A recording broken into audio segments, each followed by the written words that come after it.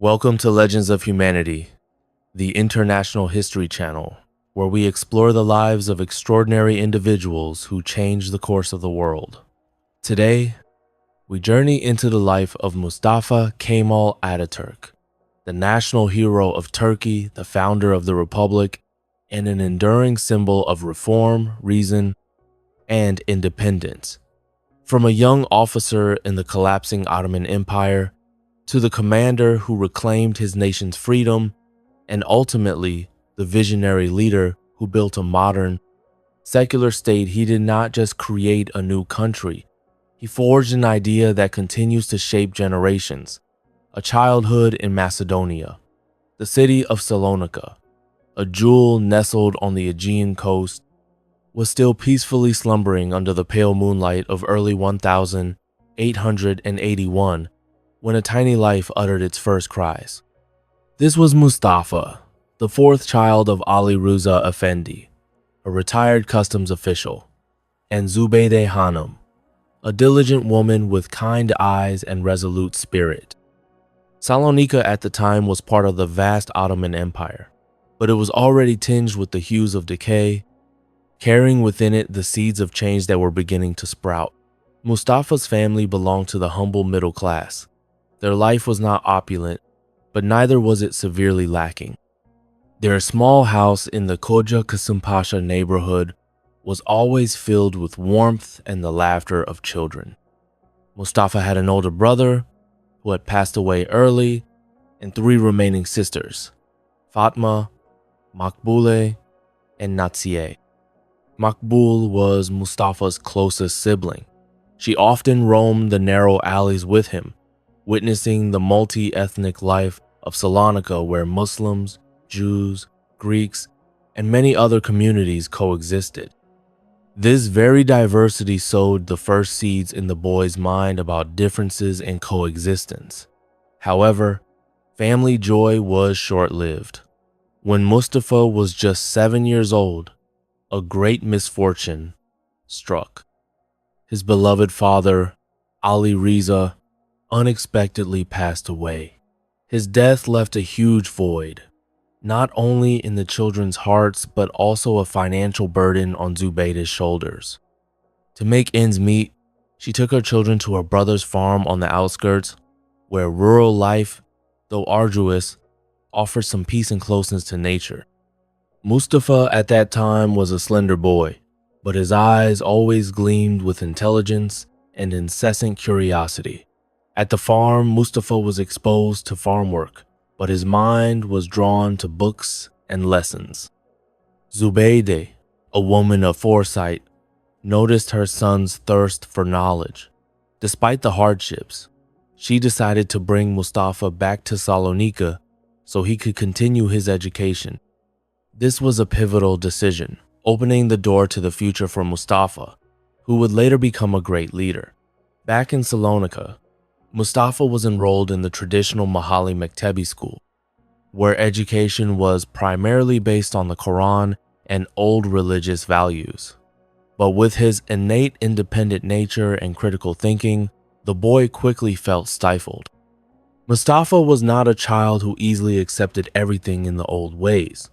He often questioned, challenging what adults considered obvious. His eagerness to learn, but not by rote memorization, made him stand out.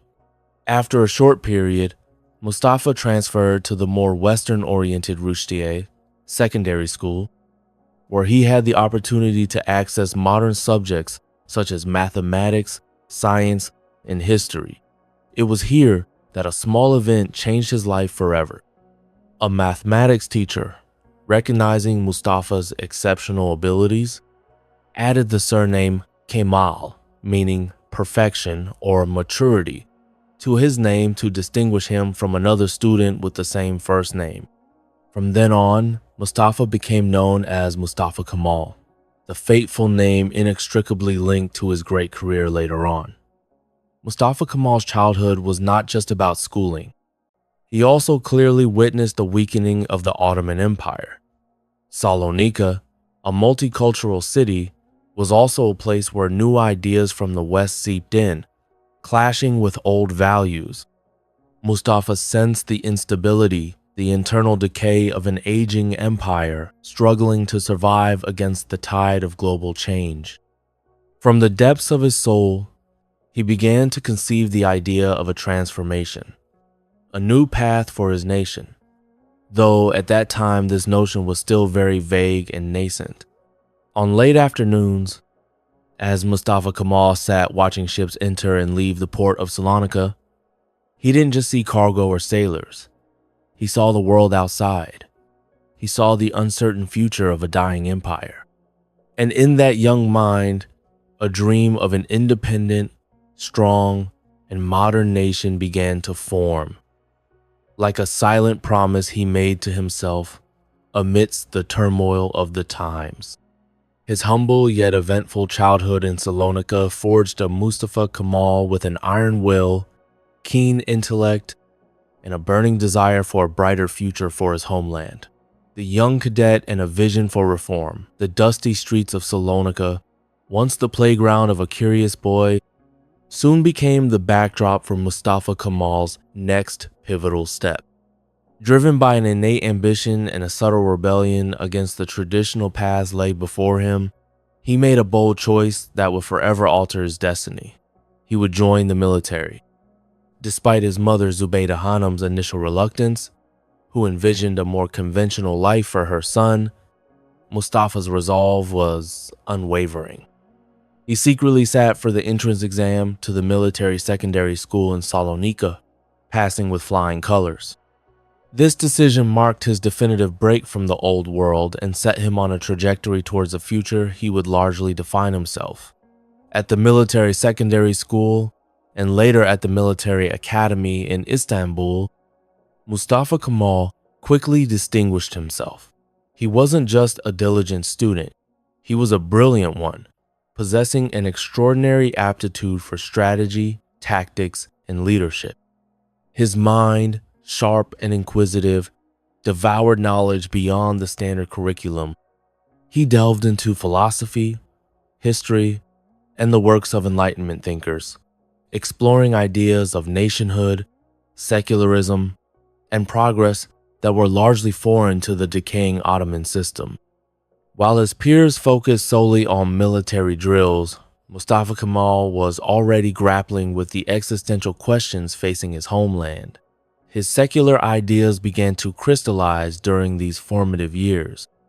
The Ottoman Empire, founded on a fusion of religious and temporal power, was showing cracks. Mustafa Kemal saw clearly that the empire's rigid adherence to religious dogma and its inability to adapt to modern realities were dragging it towards inevitable collapse. He believed that true strength lay not in blind faith or outdated traditions, but in reason, science, and the will of a people united by a common identity rather than by religious affiliation. These were radical thoughts for a young cadet, often shared in hushed tones with a small circle of like-minded friends, as overt expressions of such views could lead to severe consequences. Life in the military academies was rigorous, demanding absolute discipline and obedience. Yet, even within this strict environment, Mustafa Kemal's independent spirit shone through. He was a natural leader, admired by his comrades for his intellect and charisma, and respected by his instructors for his sharp mind and strategic insights. He excelled in every subject, especially military sciences, demonstrating a natural flair for command. His reports consistently praised his diligence, intelligence, and potential. It was evident to many that this young cadet was destined for greatness, though few could have foreseen the revolutionary path he would carve. As he progressed through his training, first graduating from the military academy in 1902 and then the War College in 1905, Mustafa Kemal's vision of a modern, independent nation began to take concrete shape. He devoured news from Europe, understanding the power of national identity and the need for a state built on secular principles, not the outdated framework of a caliphate. He studied the French Revolution, the rise of nationalism, and the failures of empires that refused to evolve. He saw the Ottoman Empire as a sick man of Europe, clinging to a past that offered no solutions for the future. His early service assignments, even before his first combat experiences, deepened his conviction. He observed the inefficiency, corruption, and bureaucratic inertia that plagued the Ottoman military and civil administration. The contrast between the rigid, old-fashioned system and the dynamic, rapidly modernizing world outside was stark. This further fueled his belief that only a radical transformation, a complete overhaul of the state and society, could save his people from oblivion. He dreamt of a republic, a sovereign state where the people, not a sultan or a religious authority, held ultimate power. This was a vision born not from abstract philosophy alone, but from the raw observation of a crumbling empire and the urgent need for a new dawn. The young cadet who had once defied his mother to pursue a military career was now quietly nurturing the seeds of a revolution that would redefine a nation, a soldier's rise in the Balkan Wars. Upon graduating from the War College, Mustafa Kemal was commissioned as a staff captain and began his active military career, which would soon plunge him into the turbulent currents of a crumbling empire. His early assignments, often in Syria, exposed him to the practical realities of Ottoman rule: inefficient administration, widespread discontent, and the growing separatist sentiments among various ethnic groups. While serving in Damascus, he secretly joined the Vatan, Homeland, and Hurriyet, Liberty Society, a clandestine revolutionary organization advocating for reform and modernization within the Ottoman system. This covert involvement underscored his burgeoning belief that only radical change could save the empire. The political landscape of the early 20th century was a powder keg, and Mustafa Kemal found himself at its volatile heart. In 1908, he played a subtle but significant role in the Young Turk Revolution, which aimed to restore constitutional rule and bring about much-needed reforms.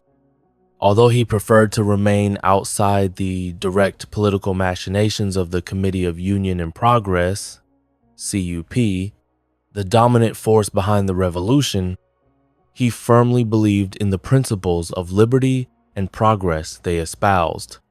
His experiences during this period reinforced his conviction that the empire's survival depended on its ability to embrace modern, secular governance. His first significant combat experience came during the Italo-Turkish War, 1911-1912, when Italy invaded Ottoman Libya. Despite the overwhelming odds and the empire's logistical challenges, Mustafa Kemal volunteered for service in the region. Disguising himself as a journalist, he traveled to Derna and Tobruk to organize local resistance against the Italian invaders. His leadership, resourcefulness, and ability to rally disparate tribal forces were remarkable. He orchestrated successful guerrilla campaigns, inflicting considerable damage on the numerically superior Italian forces. This campaign showcased his tactical brilliance and his capacity to inspire and lead under adverse conditions, earning him the respect of his superiors and the admiration of his men.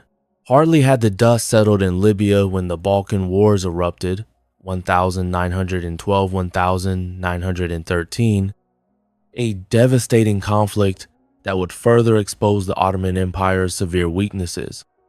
The Balkan League, comprising Bulgaria, Serbia, Greece, and Montenegro, launched a coordinated attack, seeking to seize the remaining Ottoman territories in Europe.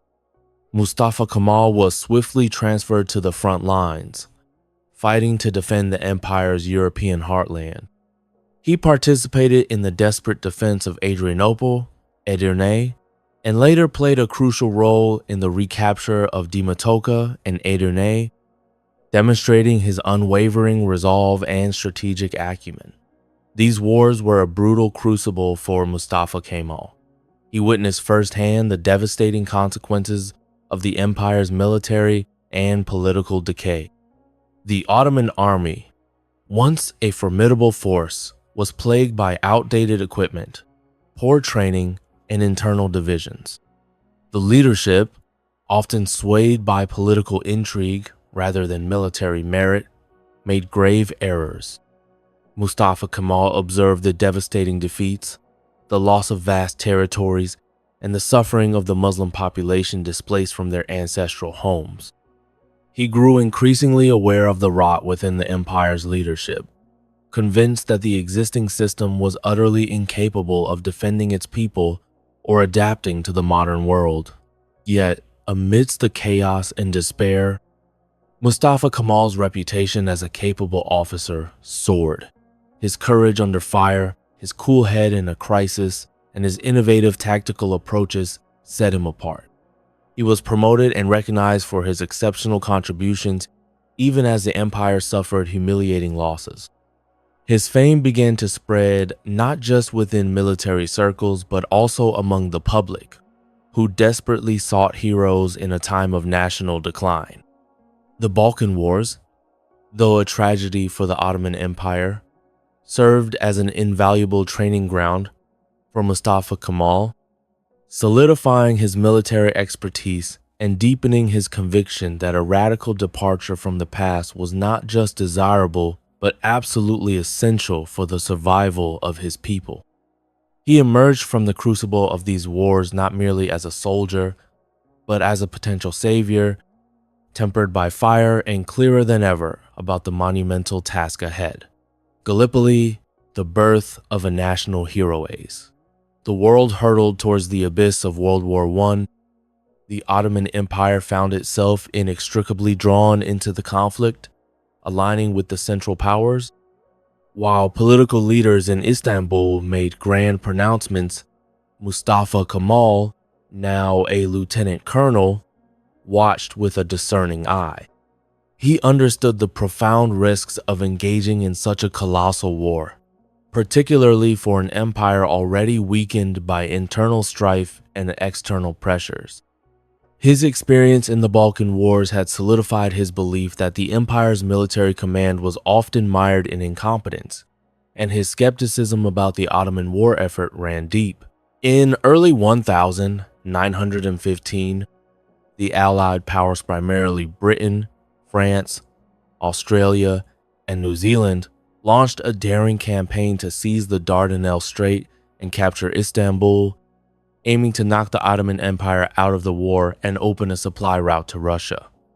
This audacious offensive culminated in the Gallipoli campaign, a monumental clash that would define not only the course of the war in the region, but also the destiny of Mustafa Kemal and the future Turkish nation.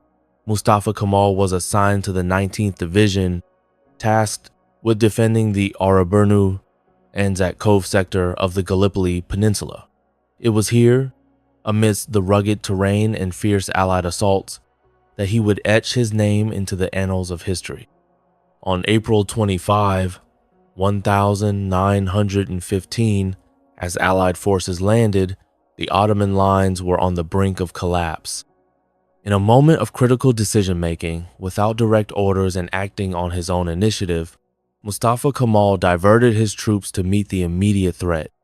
He famously rallied a retreating battalion with the legendary command, "I don't order you to fight, I order you to die. In the time which passes until we die, other troops and commanders can come and take our places." This audacious move, born of tactical brilliance and sheer courage, bought precious time and allowed the Ottoman defenses to solidify. Throughout the ensuing months of brutal trench warfare, Mustafa Kemal consistently displayed exceptional leadership. He seemed to possess an almost uncanny ability to anticipate enemy movements, often positioning his troops to counter Allied offensives before they fully materialized. His calm demeanor under intense fire, his strategic foresight, and his unwavering presence on the front lines inspired his soldiers, who fought with desperate bravery against a technologically superior foe. The battles at Chunuk Bair, Kongpairi, and the Sari Bair Ridge became synonymous with his name. Under his command, the Ottoman forces held their ground against wave after wave of assaults, inflicting heavy casualties on the Allied forces. The campaign was a brutal stalemate, marked by immense loss of life on both sides. Ultimately, after 9 months of relentless fighting, the Allied forces were forced to withdraw in January 1916, admitting defeat. It was a resounding victory for the Ottoman Empire, a moment of rare triumph in an otherwise bleak period. Gallipoli transformed Mustafa Kemal into a national hero. His fame spread across the empire. He was hailed as the savior of Istanbul and the father of the nation's defense. The Ottoman public, desperate for a symbol of strength and hope, embraced him wholeheartedly. He was promoted to colonel, then general, and decorated for his extraordinary service. Yet, even as he basked in the glow of this monumental victory, his internal conviction about the future of his homeland remained unshaken. Beneath the surface of this celebrated military success, Mustafa Kemal was already dreaming of a radically different future for his homeland. He had witnessed firsthand the immense sacrifice of his soldiers, men fighting with unyielding spirit for an empire that he increasingly believed was beyond salvation. He saw that the victory at Gallipoli, while heroic, was merely a temporary reprieve for a dying system. His experiences on the battlefield, the insights gained from direct command, and his deep understanding of global power dynamics only strengthened his belief that a new, independent, and modern state, free from the shackles of religious dogma and monarchical rule, was the only viable path forward. The glory of Gallipoli solidified his public standing, but it also sharpened his private resolve to usher in a revolution that would transform a crumbling empire into a vibrant, secular republic. Empire in collapse. A leader emerges from the ruins. The victory at Gallipoli, while a beacon of hope, proved to be a solitary triumph in the broader catastrophe of World War I for the Ottoman Empire. As the war dragged on, the empire, already exhausted and outdated, crumbled under the weight of attrition and internal dissent. By late 1918, the Central Powers were defeated, and the Ottoman Empire, their ally, faced a grim reckoning. The Mudros Armistice, signed on October 30, 1918, effectively marked the end of the empire's military resistance and signaled its comprehensive defeat. The terms were harsh, granting the Allied powers extensive rights to occupy strategic points and control communications. The aftermath was devastating. Istanbul, the ancient capital, the very heart of the empire, was occupied by Allied forces. British, French, and Italian troops paraded through its historic streets, a humiliating symbol of a once mighty power brought to its knees.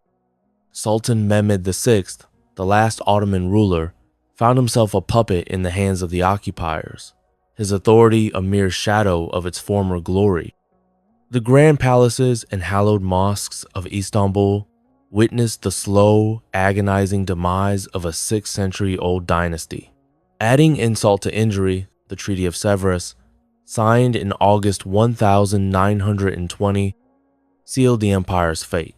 This treaty was a death warrant, carving up the Ottoman territories into spheres of influence for the Allied powers.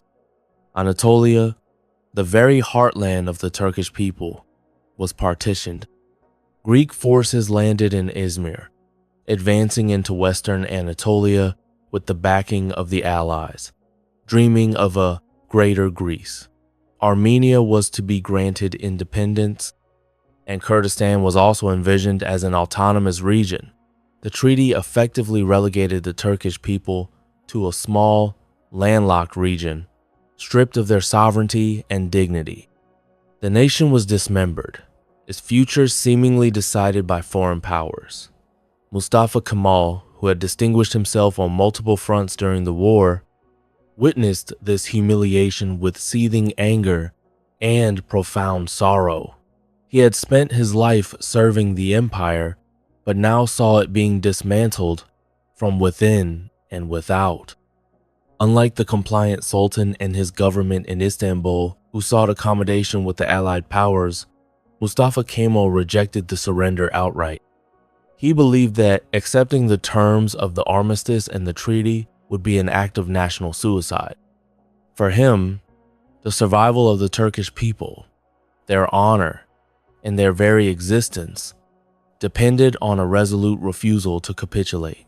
He realized that resistance could not be organized from Istanbul, which was under foreign occupation and whose government was compromised. The capital, once a symbol of power, had become a cage. Mustafa Kemal knew that the real struggle had to begin elsewhere, rooted among the Anatolian people, who bore the brunt of occupation and partition.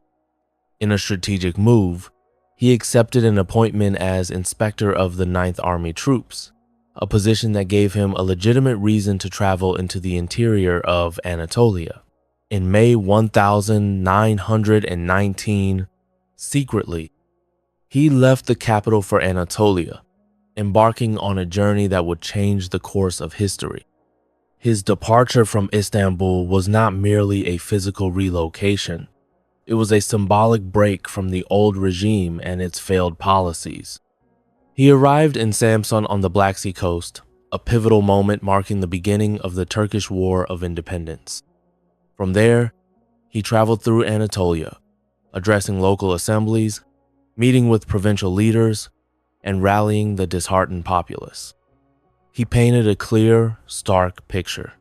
The nation was in peril, its very existence threatened, and only a united national struggle could save it.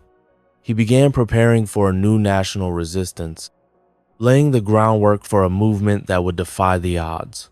His charisma, his reputation as the hero of Gallipoli, and his unwavering belief in the Turkish people resonated deeply. He organized congresses in Erzurum and Sivas, gathering delegates from across Anatolia, laying the political and military foundations for the struggle ahead. These gatherings were crucial in forging a unified front, establishing a national resolve, and setting the stage for the creation of a new, independent Turkish state. From the ashes of a fallen empire, a resolute leader, guided by an unyielding vision, was indeed emerging to forge a new destiny. National struggle, the flag rises in Ankara, with the Ottoman government in Istanbul rendered ineffective and subservient to the Allied occupation. Mustafa Kemal's journey into Anatolia became the ignition point for a nationwide resistance. He traversed the rugged terrain from Samsun to Amasya, then to Erzurum and Sivas, rallying the disaffected Turkish populace. His message was clear and potent. The nation's existence was at stake, and only through unified, unyielding resistance could they reclaim their sovereignty. This wasn't merely about defending a dying empire, it was about forging a new, independent nation. The initial congresses in Erzurum, July-August 1919, and Sivas, September 1919, were pivotal. These gatherings brought together delegates from across Anatolia, laying the political and ideological groundwork for the resistance. Crucially, they articulated the principle of national sovereignty and rejected any foreign mandates or partitions of Turkish lands.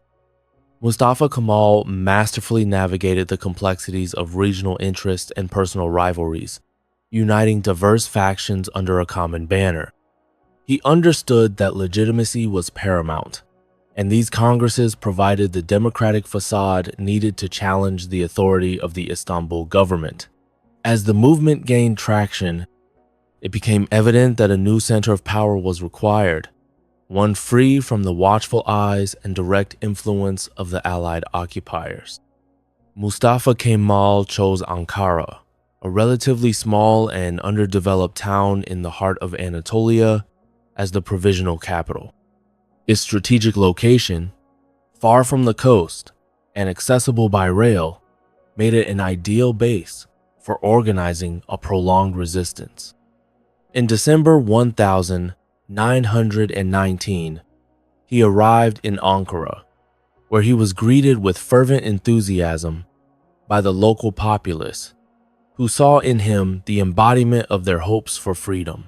On April 23, 1920, a momentous day, the Grand National Assembly, GNA, was inaugurated in Ankara.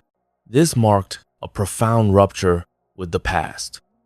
The GNA declared itself the legitimate government of Turkey, representing the will of the people, effectively challenging the authority of the Sultan's government in Istanbul. Mustafa Kemal was elected as its first president. The establishment of the GNA was a revolutionary act, a deliberate assertion of national will against imperial authority and foreign occupation. It laid the democratic foundations for the future republic, even as the war for independence raged. With the political framework in place, Mustafa Kemal launched a full-scale war of independence. The primary and most immediate threat came from the Greek forces that had landed in Izmir in May 1919 and were rapidly advancing into western Anatolia. The Greeks, emboldened by Allied support and their own expansionist ambitions, aimed to seize significant swathes of Turkish territory. Mustafa Kemal, as the commander-in-chief of the newly formed Turkish National Army, faced a daunting task. His forces were under-equipped, often outnumbered, and still in the nascent stages of organization. Yet, under his inspired command, the Turkish national movement gained momentum. He meticulously planned and executed defensive and offensive operations. The first and second battles of Inonu, January and March 1921, saw the newly organized Turkish army repel Greek advances, boosting morale and solidifying their resolve. These victories, though hard-fought, proved that the Turkish forces, despite their limitations, could stand against well-equipped adversaries. The turning point came with the Battle of Sakarya, August-September 1921, a brutal 22-day engagement where Mustafa Kemal personally directed the defense. His famous order, "There is no line of defense, there is a surface of defense. That surface is the whole country. Before leaving an inch of it, fight and die," epitomized his determination. The Turkish forces, fighting fiercely, halted the Greek offensive, inflicting a decisive defeat. This victory not only saved Ankara from capture, but also marked the strategic initiative shifting to the Turks. Following Sakarya, the Great Offensive, August 1922, saw the Turkish army launch a final, overwhelming assault against the Greek forces. Within weeks, the Greek army was routed, their lines collapsing, and they were driven out of Anatolia. The reoccupation of Izmir in September 1922, a city previously seen as irrevocably lost, was a symbolic and emotional triumph, reclaiming lands and hope alike. The flag of the new Turkish nation, born from the crucible of war and guided by the unwavering vision of Mustafa Kemal, now flew proudly over a liberated homeland. The stage was set for the official birth of a republic, free and sovereign. The republic is born, a new nation emerges with. The decisive victories in the War of Independence, particularly the routing of Greek forces from Anatolia, the military phase of the national struggle largely concluded. However, the political destiny of the newly liberated lands remained undefined. The Sultanate still existed in Istanbul, albeit as a shadow of its former self, a vestige of the crumbling Ottoman Empire. Mustafa Kemal, now a revered military leader, understood that true independence required more than just expelling foreign armies. It demanded a complete transformation of the state itself, a fundamental break from the imperial past. The first crucial step in this transformation was the abolition of the Sultanate. On November 1, 1922, the Grand National Assembly in Ankara, under Mustafa Kemal's resolute leadership, passed a law formally abolishing the Sultanate. This historic act severed the last remaining ties to the Ottoman dynasty, declaring that the rule of the Ottoman sultans had ceased to exist the moment Istanbul was occupied by the Allies in 1920. Sultan Mehmed VI, stripped of all power, was forced to leave Istanbul shortly thereafter, marking the definitive end of an imperial reign that had spanned 6 centuries. This move was revolutionary, dismantling a system deeply entrenched in the nation's history and religious identity. With the Sultanate gone, the path was clear for the creation of a new, modern state. The peace negotiations culminated in the Treaty of Lausanne, signed in July 1923. This treaty, a triumph of the Turkish national movement's diplomatic efforts, recognized the full sovereignty of Turkey within its defined borders, abrogating the humiliating terms of the Treaty of Sevres. It affirmed Turkey's independence on the international stage, a hard-won victory achieved through sheer will and sacrifice. This recognition paved the way for the formal declaration of a new form of government. On October 29, 1923, the Republic of Turkey was officially proclaimed. This date became the birth of a new nation, a moment of profound significance. The Grand National Assembly unanimously adopted the resolution declaring Turkey a republic, fundamentally shifting the country from a monarchical, religiously based empire to a modern, secular state. The old symbols of imperial power were replaced by the ideals of popular sovereignty and national will. The red flag with the white star and crescent, a symbol deeply ingrained in Turkish culture, now proudly flew as the emblem of the republic.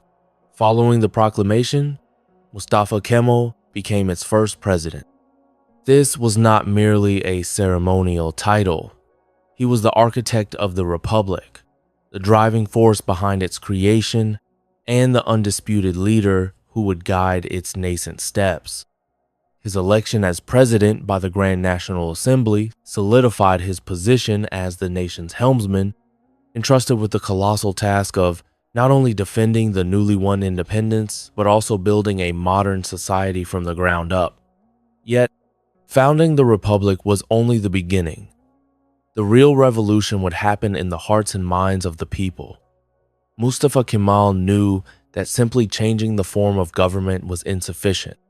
For the republic to truly flourish and endure, the deeply ingrained conservative traditions, religious dogma, and societal structures inherited from the Ottoman era had to be fundamentally transformed. The challenge was immense: to modernize a largely agrarian society, to foster a new national identity rooted in republican ideals rather than religious affiliation, and to instill a sense of citizenship and shared destiny among a diverse population. His vision extended far beyond political boundaries. He envisioned a cultural and social revolution. He understood that without a radical shift in mindset, the new republic would be fragile, vulnerable to the same forces that had brought down the empire. This meant reforming education, legal systems, social customs, and even the very language.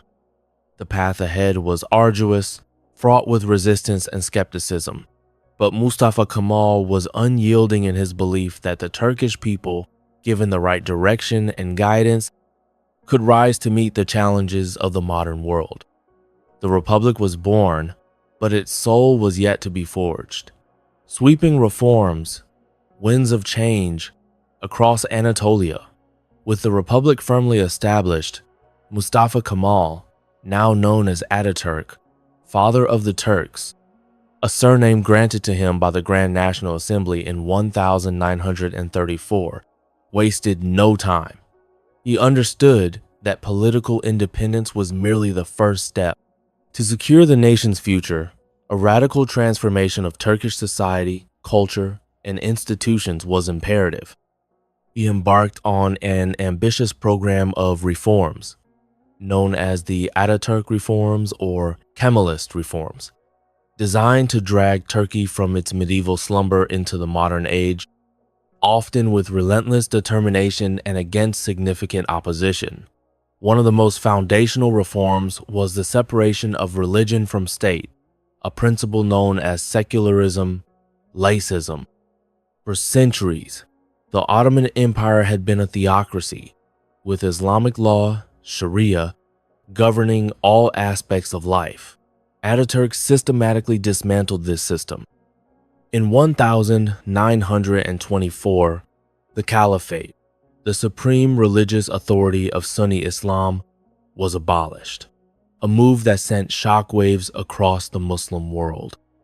Religious courts were replaced by a secular legal system, and religious schools were placed under state control. The Ministry of Religious Affairs and Pious Foundations was established to manage religious affairs under state supervision, effectively removing religious institutions from direct political power. This was a bold and controversial step, aiming to replace religious fealty with national loyalty as the primary bond of citizenship. Simultaneously, Ataturk initiated a profound overhaul of the legal system. The old Ottoman codes, based on Islamic law and various local customs, were replaced with modern, secular laws inspired by European models. The Swiss Civil Code, the German Commercial Code, and the Italian Penal Code were adapted and adopted, bringing Turkey in line with Western legal practices. This meant radical changes in areas like family law, inheritance, and contracts, ensuring legal equality for all citizens regardless of their religious background. Perhaps one of the most visible and impactful changes was the replacement of Arabic script with Latin script in 1928. For centuries, Turkish had been written using a modified Arabic alphabet, which was complex and difficult to learn, contributing to high rates of illiteracy. Ataturk recognized that literacy was key to modernization and accessibility. He launched a nationwide campaign to teach the new alphabet, personally touring the country with a blackboard demonstrating the new letters. This reform, while initially met with resistance, dramatically boosted literacy rates and opened Turkish society to Western knowledge and literature. Ataturk was also a staunch advocate for empowering women. Under the old system, women had limited rights and were often confined to traditional roles. Ataturk's reforms aimed to bring about full gender equality. Polygamy was outlawed, civil marriage and divorce were introduced, and women were granted equal rights in inheritance, education, and employment. In 1934, Turkish women gained the right to vote and hold public office, long before many Western democracies. These reforms shattered centuries of patriarchal norms and laid the groundwork for women's active participation in public life. Education underwent a radical transformation as well. The traditional religious schools were closed, and a unified, secular, and co-educational national education system was established. The curriculum was modernized, emphasizing science, mathematics, and critical thinking over rote memorization of religious texts. Universities were reformed and expanded, aiming to produce a new generation of educated citizens capable of leading the modernized nation. Beyond these structural changes, Ataturk also pushed for social and cultural reforms. The fez, A traditional Ottoman headwear was abolished in favor of Western-style hats, symbolizing a break from the past and an embrace of modern identity. Surnames were introduced in 1934, replacing the old system of titles and honorifics, with Ataturk himself adopting the surname Atatürk. The Gregorian calendar replaced the Islamic calendar, and the international system of weights and measures was adopted. These sweeping reforms were not merely cosmetic, they were a deliberate, systematic effort to dismantle the old Ottoman order and push Turkey from the medieval to the modern age. Ataturk's vision was clear: a secular, democratic, and nationally conscious republic, aligned with the principles of Western civilization. He pursued these changes with relentless determination, often overcoming significant societal inertia and traditionalist resistance, forging a new identity for a nation reborn. Resistance and resolve. Tested by Fire Ataturk's sweeping reforms, though visionary and essential for modernizing Turkey, were not universally embraced. They represented a radical departure from centuries of tradition, deeply challenging deeply ingrained religious and social norms. Consequently, his ambitious program was met with significant resistance from various quarters, becoming a true test of his resolve and the nascent republic's stability. The most formidable opposition came from religious fundamentalists and conservative elements of society. For generations, religion had been the bedrock of Ottoman identity, and the abolition of the caliphate, the closure of religious courts, and the secularization of education were seen by many as direct attacks on Islam itself. Preachers and local religious leaders whose authority and influence were diminished by the reforms often stirred discontent among the populace, particularly in rural areas where traditional values held stronger sway. There were instances of local uprisings and protests against the new secular laws, requiring firm intervention by the state to maintain order. Beyond religious opposition, royalists and former Ottoman loyalists also plotted against him. These individuals, clinging to the hope of restoring the Sultanate, or at least the old imperial order, viewed Ataturk as a usurper and a destroyer of their heritage. They often sought to exploit any dissatisfaction with the new government or its reforms to undermine his authority. Their activities, though largely clandestine, posed a constant threat to the political stability of the young republic. Political opponents within the Grand National Assembly and among former associates also challenged Ataturk. While the War of Independence had forged a united front, the peace brought divergent views on the direction of the new state.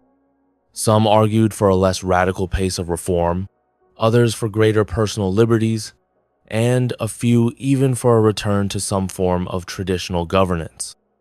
Ataturk, with his authoritarian leadership style, did not tolerate dissent easily, often sidelining or isolating those who opposed his vision. This led to periods of political tension and occasional purges within the ruling Republican People's Party. The intensity of the opposition sometimes escalated to direct threats.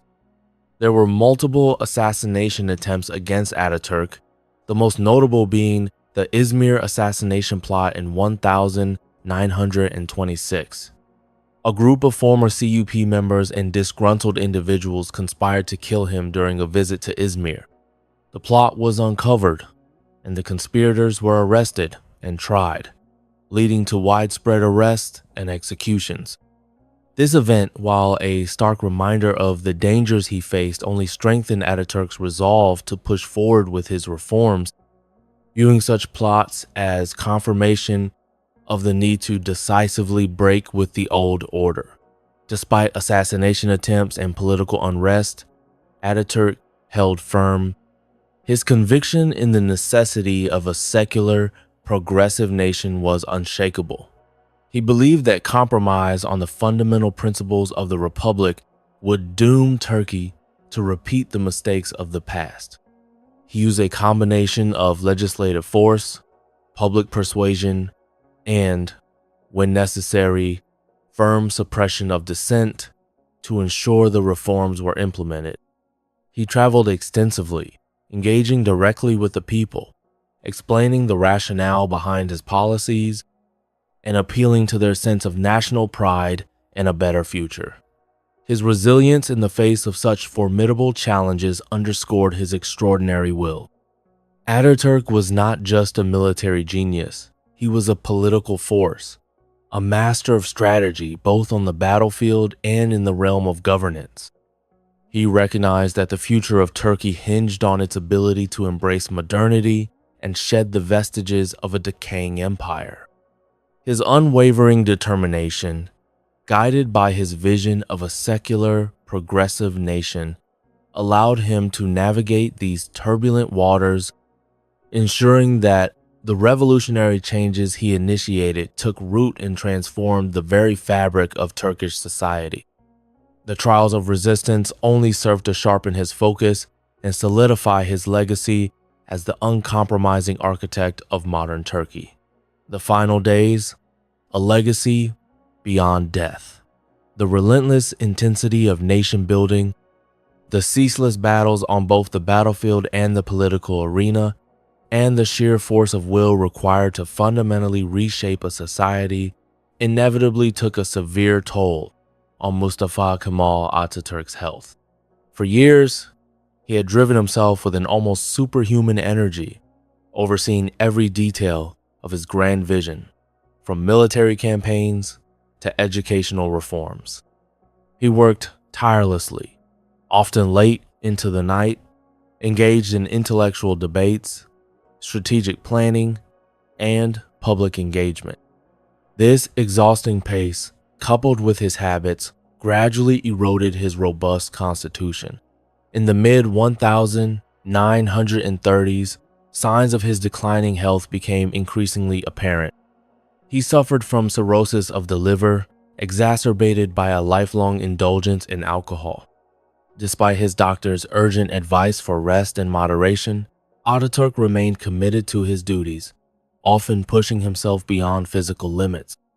He continued to oversee reforms, engage with foreign dignitaries, and make public appearances, demonstrating his unwavering dedication to the young republic he had forged. His physical decline, however, was undeniable, and a somber mood began to settle over the nation as it became clear their beloved leader was fading. The last years of his life were spent largely in his residences in Ankara and Istanbul, though he continued to receive reports and make decisions from his sickbed. He remained keenly aware of international developments, particularly the rising tensions in Europe that would soon lead to another world war. His final public appearances showed a man weakened by illness but still possessing the fiery spirit and sharp intellect that had defined his life. He delivered speeches, held meetings, and continued to champion the principles of his revolution, even as his body betrayed him. In October 1938, his condition rapidly deteriorated. He was transferred to the Dolmabahce Palace in Istanbul, a grand Ottoman residence, which had become his final resting place. The nation, collectively holding its breath, followed every update on his health. The Turkish people, who had seen him lead them through the darkest hours of defeat and inspire them to build a new future, braced themselves for the inevitable. The man who had given them a homeland and a modern identity was now battling his last silent war. On November 10, 1938, at 9:05 a.m., Mustafa Kemal Atatürk passed away in Istanbul. The news plunged Turkey into profound mourning. Schools closed, flags flew at half-mast, and millions lined the streets, weeping openly as his coffin was transported. The grief was immense and heartfelt, a testament to the deep love and reverence the Turkish people held for their founder. He was initially laid to rest at the Ethnography Museum of Ankara, and later, in 1953, his remains were ceremoniously transferred to Anıtkabir, a magnificent mausoleum specially built in Ankara to honor his immense contributions. But his legacy endured. He left behind not only a republic, but an idea that a nation, even one seemingly on the brink of extinction, can rise through reason, reform, and relentless will. Ataturk's vision of a secular, democratic, and modern Turkey, founded on the principles of popular sovereignty and national identity, became the bedrock of the Turkish state.